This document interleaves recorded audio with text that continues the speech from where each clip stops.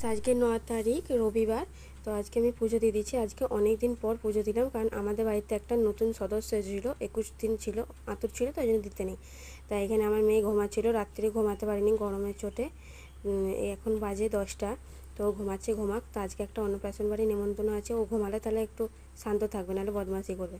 এই যে আমাদের ছোট্ট পুচকু আজকে মুখে ভাত হবে, তো আজকে ভাত খাবে। তো ও খুব কাঁদছিল, আর আজকে প্রচণ্ড গরম ছিল, থাকা যাচ্ছিল না ঘরে। ওদের যে বাড়িতে ওরা থাকে সেই বাড়িতে ওদের কালা ওষুধ বলে ওরা পাশে আর একটা বাড়িতে থাকতো, ওইখানে ওকে খাওয়ানো হচ্ছিল। ওই বাড়িতে ওকে খাওয়ানো হচ্ছিল না, এই বাড়িটা থেকে খাওয়ানো হচ্ছিল পাশেই। তার জন্য ওইখানে সবাই ওকে আশীর্বাদ করছিল, তারপরে হাতে টাকা দিচ্ছিল, টাকাটা হাতে ধরে রেখেছিল।